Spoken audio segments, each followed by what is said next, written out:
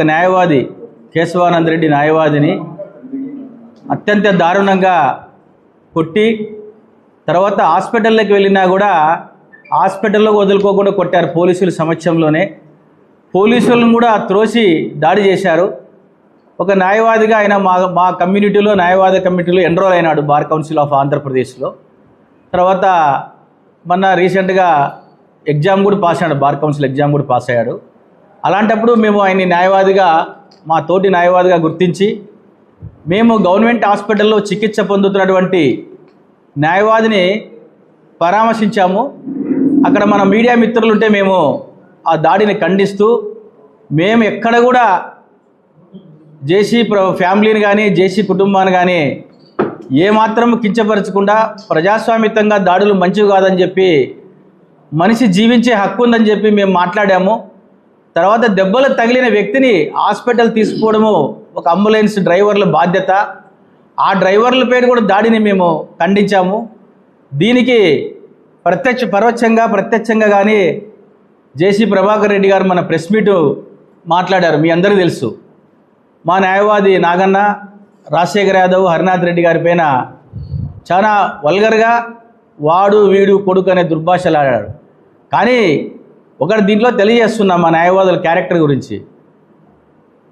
మా న్యాయవాదులు హరినాథ్ రెడ్డి కానీ తర్వాత నాగన్న కానీ రాజశేఖర్ యాదవ్ కానీ ప్రజా సంఘాల్లో పనిచేశారు.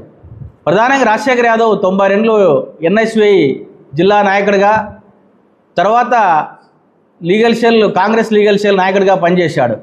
అప్పుడు ఉమ్మడి కాంగ్రెస్లో ఉన్నప్పుడు రాజశేఖర్ యాదవ్ గారు జేసీ కుటుంబానికి ఎలక్షన్లో పెద్దడుగురు మండలంలో వాళ్ళ కుటుంబాలు వాళ్ళ బంధువులందరినీ పోగు చేసి అప్పుడు జేసీ దివాకర్ రెడ్డి గారికి ఓట్లు వేయించడానికి చాలా ప్రయత్నం చేశాడు ఆయన. తర్వాత నాగన్న గారు నక్సలైట్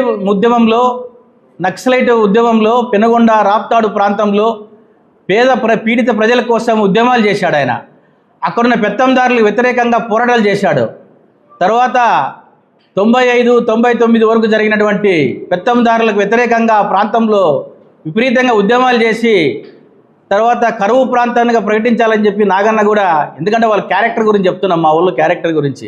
అలాగే హరినాథ్ రెడ్డి గారు కూడా పౌర హక్కుల సంఘంలో కానీ కమ్యూనిస్ట్ పార్టీలో కానీ మా సరిగా పనిచేశారు, నిజాయితీగా పనిచేశారు.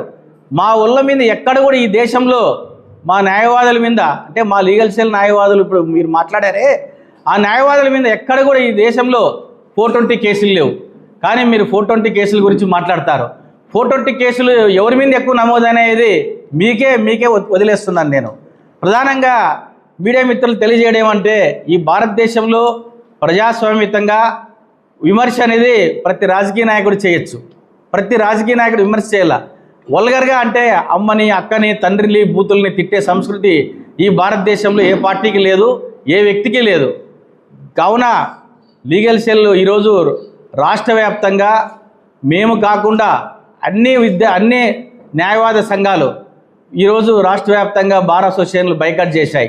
మన జిల్లాలో కూడా దాదాపు పెనుగొండ, మడకశిర, కదిరి, అనంతపురము చాలా ప్రాంతాల్లో మేము బైకాట్ చేసి విధులను బహిష్కరించి నిరసన తెలియజేశాం. కాబట్టి నేను ఈరోజు జేసీ ప్రభాకర్ రెడ్డి గారికి విజ్ఞప్తి చేస్తున్నా, మీరు మాట్లాడిన మాటలు విత్డ్రా చేసుకోండి. మీరు మాట్లాడిన మాటలు మీడియా ద్వారా విత్డ్రా చేసుకోండి. న్యాయవాదుల గురించి మీరు ఎంత తక్కువ మాట్లాడితే అంత మంచిదని చెప్పి నేను మీకు విజ్ఞప్తి చేస్తున్నా. ఎందుకంటే మీరు ఏం తప్పు చేసినా మిమ్మల్ని ప్రొటెక్ట్ చేయాల్సింది న్యాయవాదులే. ఎవరు తప్పు చేసినా కోర్టుకు వచ్చినా కూడా ఏ న్యాయవాది ఒక న్యాయవాది మిమ్మల్ని ప్రొటెక్ట్ చేయాలా. న్యాయవాది లేకుండా మీరు సొంతంగా వాదించుకోలేరు. ప్రతి న్యాయవాది ఎన్రోల్ అయిన తర్వాత ప్రతి ఒక్కరు చట్టం తెలుసుకొని కోర్టుకు వస్తాం, చట్టం తెలుసుకొని యాక్ట్ తెలుసుకొని వస్తాం. మా ఊళ్ళకి యాక్ట్ తెలియదు అని మీరు మాట్లాడతారు. ఇది తప్పు అని చెప్పి మీ ద్వారా నేను తెలియజేస్తూ, భవిష్యత్తులో ఇలాంటి భాషను ఉపయోగించుకోవద్దని చెప్పి మీడియా ద్వారా ఆయనకి తెలియజేస్తున్నాను.